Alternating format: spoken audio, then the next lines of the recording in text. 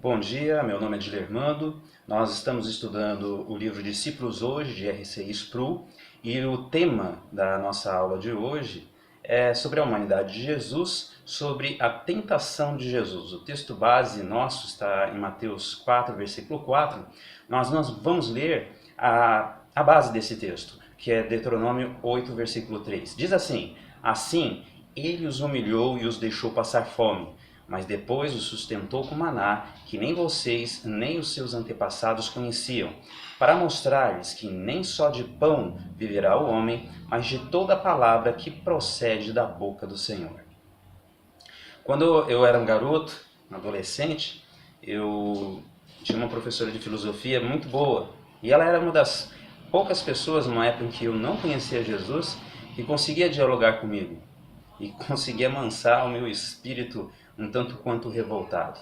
E foi numa dessas aulas que ela nos apresentou Sócrates. E ali ela apresentou a diferença entre a filosofia e o sofismo. E uma das máximas de Sócrates era que a verdade é absoluta. O tempo passou e nós verificamos que os sofismas voltaram. Não são poucas as pessoas que tentam afirmar que cada um tem a sua verdade. E é muito importante nós estudarmos aqui a palavra de Deus, a tentação de Jesus, para termos em mente isso, que a verdade, ela é absoluta. Jesus, ele nos fala que a verdade, ela nos liberta. Conhecereis a verdade e a verdade vos libertará. João 8,32. E 2, que a verdade, ela nos santifica, ela nos separa. João 17,17. Santifica-os na verdade, a tua palavra é a verdade. A tentação de Cristo, ela é parte do seu chamado.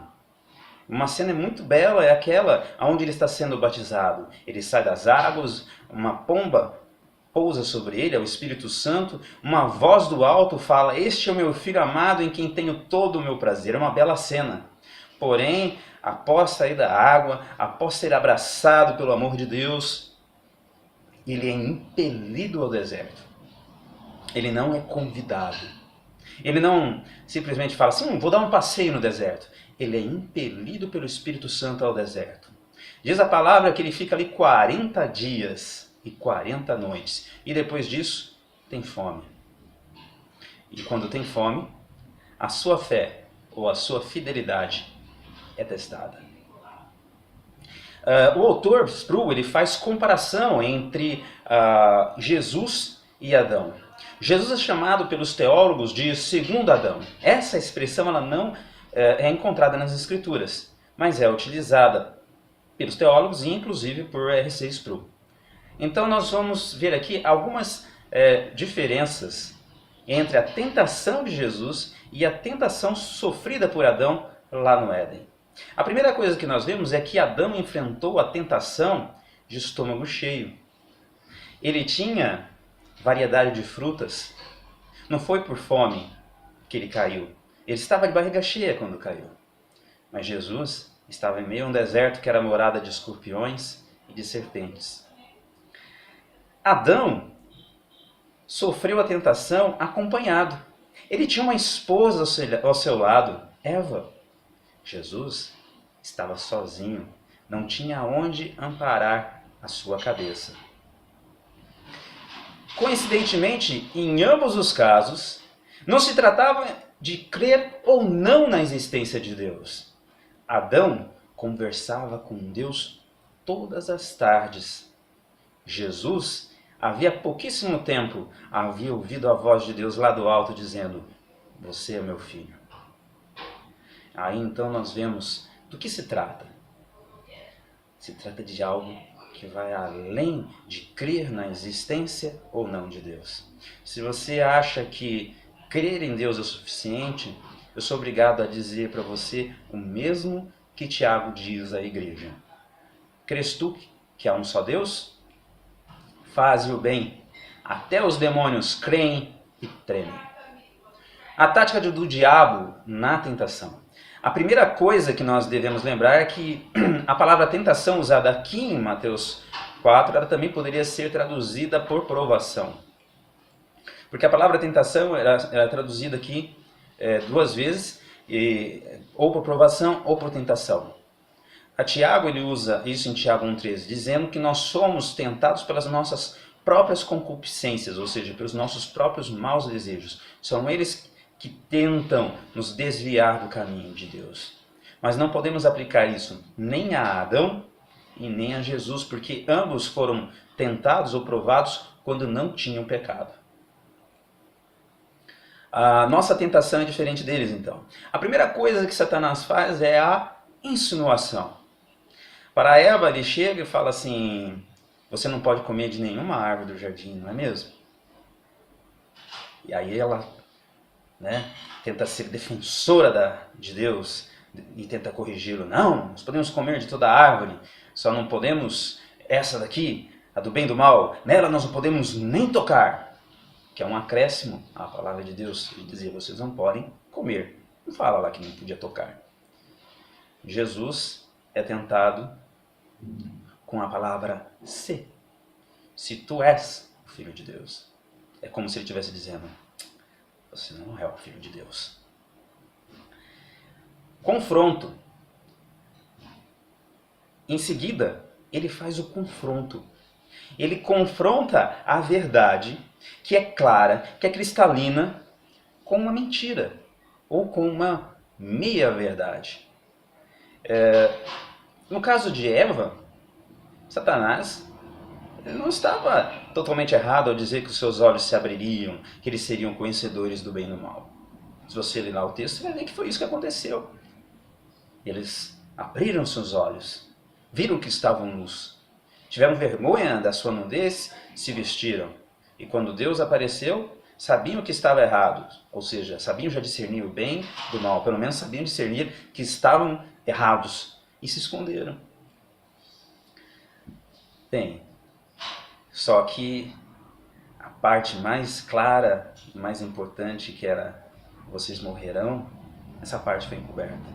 Vocês morrerão, vocês não terão mais comunhão com Deus. A morte, separação entre Deus e o homem. E depois, no homem, a separação entre o corpo e a alma. Isso, logicamente, não era do interesse dele falar para eles.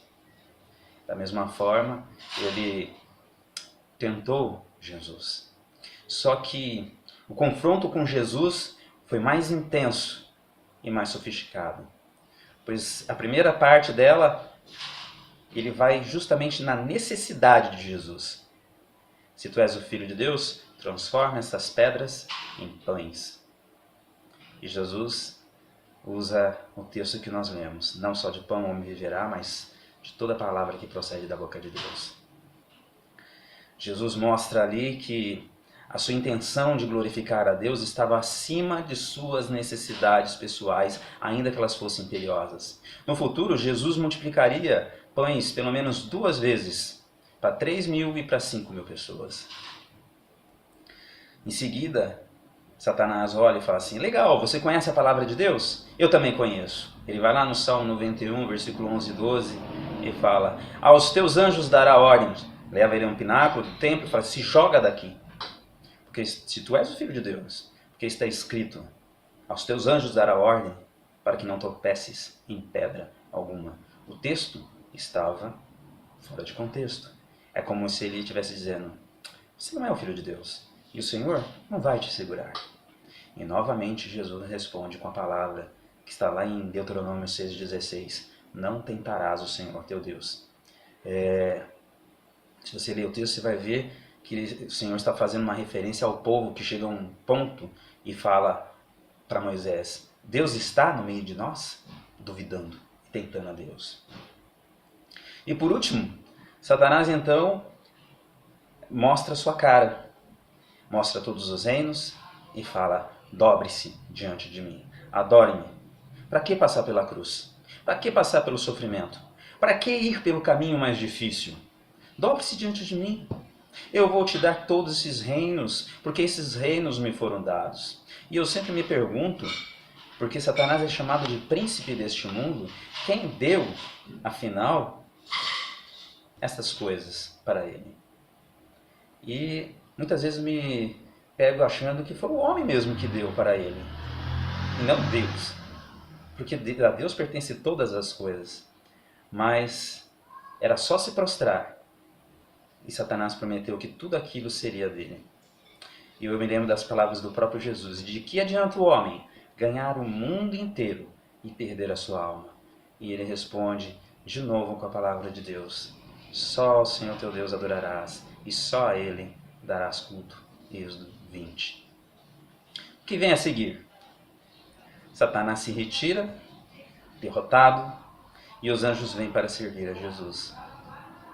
Sproul lembra que Adão, após tentado, também viu os anjos. Mas, diferentemente, os anjos estavam com espadas, fechando o acesso ao paraíso ao qual ele pertenceu um dia. É a perseverança na santidade, é a perseverança na obediência, é a perseverança em continuar conhecendo a palavra de Deus. São essas coisas, são as nossas únicas armas contra Satanás.